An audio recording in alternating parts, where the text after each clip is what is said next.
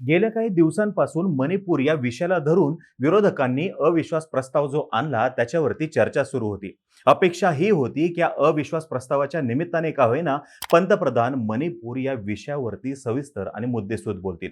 आणि अगदी त्यानुसारच या अविश्वास प्रस्तावाच्या शेवटी पंतप्रधान नरेंद्र मोदी यांचं भाषण झालं.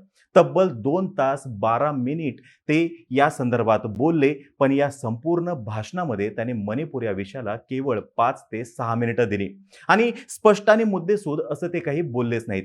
त्याच्यामुळे मणिपूर या विषयावरती हे सरकार बॅकफूटवरती गेलंय असं स्पष्टपणे म्हटलं जातंय. आज आपण माहिती घेणार आहोत या अविश्वास प्रस्तावाची.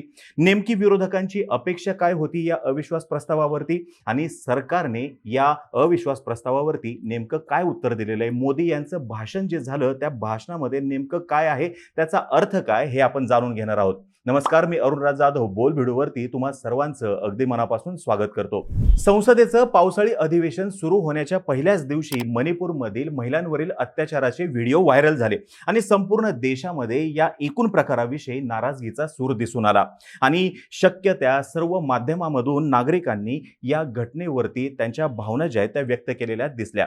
या मुद्द्यावरती संसदेमध्ये चर्चा होणं अपेक्षित होतं आणि ते सुद्धा मुद्देसूद सविस्तर चर्चा होणं अपेक्षित होतं. लोकसभेचे नेते पंतप्रधान हे आहेत आणि पंतप्रधानांनी या विषयावरती लोकसभेमध्ये जाहीर भूमिका घेणं गरजेचं होतं. नेमकं तिथं काय घडते हे मांडणं गरजेचं होतं आणि सरकारची भूमिका काय आहे हेही सांगणं गरजेचं होतं. पण ते तसं न होताना दिसल्यानं विरोधकांनी सरकारविरोधात अविश्वास प्रस्ताव आणला. त्यांच्या बाजूने नंबर्स नसताना सुद्धा, म्हणजे त्यांच्या बाजूने संख्याबळ नसताना सुद्धा त्यांनी हा अविश्वास प्रस्ताव आणला. आता हा अविश्वास प्रस्ताव आणून विरोधकांना नेमकं काय साध्य करायचं होतं हे आपण जाणून घेऊयात आजच्या या संपूर्ण व्हिडिओमध्ये. आता या अविश्वास प्रस्तावाला धरून एक फॅक्ट सांगतो. 1963 मध्ये पहिल्यांदा प्रजा सोशलिस्ट पार्टीचे नेते JB कृपलानी यांनी लोकसभेमध्ये पहिल्यांदा अविश्वास प्रस्ताव आणला होता. मात्र नेहरू यांच्या सरकाराला मतदानामध्ये बहुमत मिळालं. आता या अविश्वास प्रस्ताव मांडताना आचार्य कृपलानी म्हणाले होते की माझ्यासाठी ही अत्यंत दुःखाची बाब आहे की मला अशा सरकारविरोधात प्रस्ताव आणावा लागतोय ज्यामध्ये माझे 30 वर्षाचे अनेक मित्र सामील आहेत.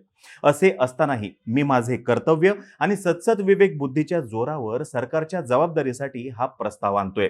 आता या अविश्वास प्रस्तावावरती उत्तर देताना पंतप्रधान जवाहरलाल नेहरू म्हणाले होते की अशा प्रस्तावाद्वारे वेळोवेळी सरकारांची परीक्षा घेणं चांगलं असतं, विशेषतः सरकार पडण्याची शक्यता नसतानाही. याच पद्धतीची आपल्या इथं लोकशाही परंपरा राहिलेली आहे आणि याच पद्धतीला धरून लोकसभेमध्ये काँग्रेसचे नेते गौरव गोगोई यांनी सरकार विरोधात अविश्वास प्रस्ताव मांडला होता. उद्देश सांगताना गौरव गोगोई म्हणाले की आम्हाला लोकसभेतील संख्या माहिती आहे, परंतु हा विषय फक्त संख्येपुरता नाहीये. हा अविश्वास प्रस्ताव मणिपूरमधील सध्याच्या लढ्याबाबतीत आहे. या ठरावाद्वारे आम्ही संदेश दिला आहे की पंतप्रधान मोदी मणिपूरला विसरलेले असले तरी सुद्धा त्यांच्या दुःखाच्या वेळी इंडिया आघाडी त्यांच्या सोबत आहे. या प्रकरणी आम्हाला पंतप्रधानांकडून सभागृहामध्ये उत्तर अपेक्षित आहे. थोडक्यात काय, अविश्वास प्रस्ताव आणण्यामागचा हेतू या गौरव गोगोई यांनी स्पष्ट केला होता. यासोबतच त्यांचा छुपा अजेंडा हा सुद्धा होता की त्यांची इंडिया ही जी नवीन आघाडी आहे त्याची एकजूट दाखवणं.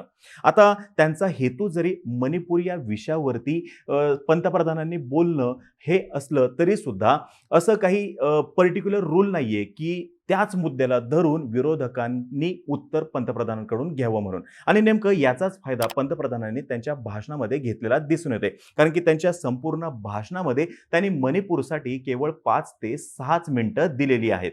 अविश्वास प्रस्ताव ज्यावेळेस आणला जातो त्यावेळेस विरोधी पक्षांकडून होत असलेल्या आरोपांवरती आपलं म्हणणं हे सरकारला मांडावं लागतं आणि सभागृहाचा नेता या हिशोबाने पंतप्रधानांनी त्याच्यावरती सविस्तर आणि जाहीर भूमिका घेणं अपेक्षित होतं.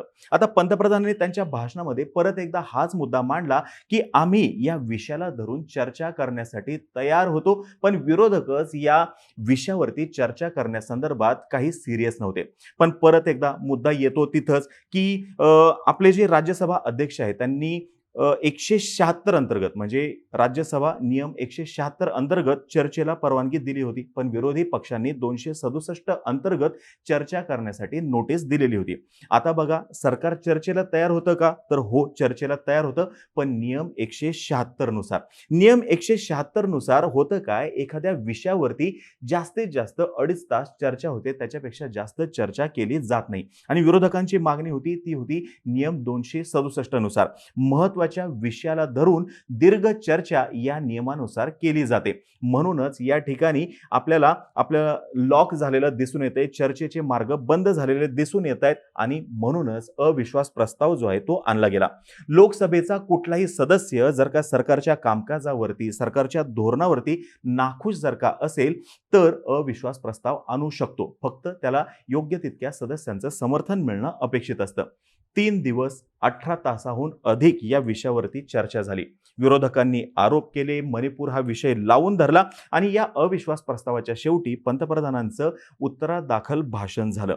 सर्वप्रथम पंतप्रधानांनी मणिपूर या विषयावरती अगदी मुद्देसूद बोलणं अपेक्षित होतं, सहानुभूतीपूर्वक बोलणं अपेक्षित होतं आणि लोकसभेमार्फत देशातील तमाम जनतेला विश्वास देणं अपेक्षित होतं की सरकार या कठीण प्रसंगामध्ये तुमच्या सोबत आहे. यासोबतच इंटरनॅशनल लेवलवरती सुद्धा एक स्ट्रॉंग मेसेज देणं त्यांनी अपेक्षित होतं. आधीच्या सरकारकडून अक्षम्य चुका झाल्यात हे लोकांना उमजलेलं आहे. म्हणूनच लोकांनी सलग दुसऱ्यांदा पंतप्रधानांना विक्रमी बहुमत दिलेलं आहे आणि 9 वर्षानंतर परत एकदा जर ते संसदेमध्ये उत्तर देण्यासाठीचा त्यांचा वेळ परत एकदा विरोधकांवरती टीका करण्यातच घालवत असतील तर याच्याविषयी नेमकं काय बोलायचं अशी टीका आता सर्वत्र होऊ शकते.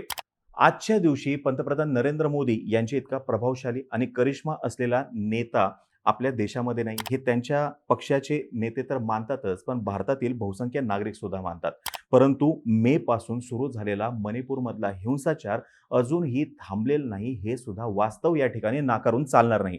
पंतप्रधानांकडून या भाषणामध्ये अपेक्षा काय होत्या?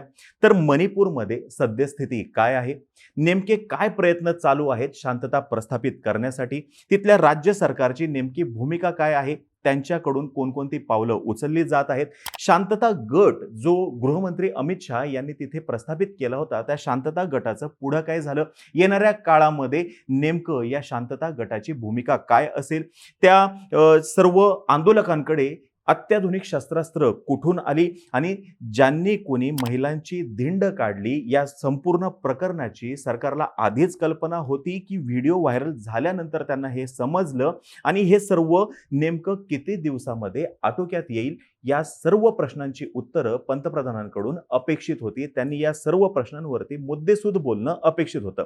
उत्तरादाखल पंतप्रधान 2 तास 12 मिनिट बोलले, तितकं त्यांचं भाषण झालं. पण पंतप्रधान मणिपूर मुद्द्यावरती स्पष्ट आणि मुद्देसूद बोललेच नाहीत. जे काही बोलले ते विरोधकांनी वॉकआउट केल्यानंतर बोलले. पंतप्रधानांचं भाषण सुरू असताना विरोधकांकडून सातत्याने मणिपूर या विषयासंदर्भात त्यांनी बोलावं म्हणून घोषणाबाजी केली जात होती, परंतु ते विरोधकांवरतीच आरोप करत राहिले. गेल्या 9 वर्षांमध्ये त्यांनी जे काही आरोप केले तेच आरोप परत एकदा त्यांनी विरोधकांवरती केले. पण मणिपूर या विषयावरती ते मुद्देसूद बोललेच नाहीत. बोलले काय? तर लवकरच शांतता येईल, देश आपल्याबरोबर आहे, अपराध्यांना शिक्षा होईल आणि सगळे मिळून या सिच्युएशन मधून मार्ग काढू आणि मणिपूरला परत एकदा विकासाच्या मार्गावरती येण्यासाठी प्रयत्न करू. आता हेच सर्व ते संसदेच्या अधिवेशनाच्या पहिल्या दिवशी सभागृहाबाहेर सुद्धा बोललेले होते. वेगळं असं ते काहीच बोलले नाही.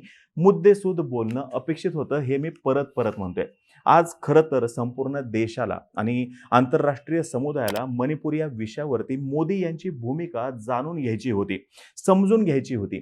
सविस्तर बोलले असते तर एक स्ट्रॉंग मेसेज गेला असता मणिपूरमध्ये सुद्धा, संपूर्ण देशामध्ये सुद्धा आणि आंतरराष्ट्रीय पातळीवरती सुद्धा. पण त्यांनी त्यांच्या भाषणाचा 95% भाग हा विरोधकांवरती टीका करण्यामध्ये घालवून आणि मणिपूर विषयी स्पेसिफिक न बोलून हेच स्पष्ट केलेलं आहे की मणिपूर या विषयावरती सरकार बॅकफूटवरती गेलंय. आता तुम्हाला ही माहिती जर का आवडली असेल खाली कमेंट बॉक्समध्ये नक्की सांगा. सरकार बॅकफूटवरती गेलंय का याच्याविषयी तुमचं काय मत आहे हेही खाली कमेंट बॉक्समध्ये नक्की सांगा. तोपर्यंत आम्हा सर्वांचे व्हिडिओ जास्तीत जास्त लोकांपर्यंत पोहोचवा आणि चॅनलला सबस्क्राईब करा तेवढं विसरू नका. धन्यवाद.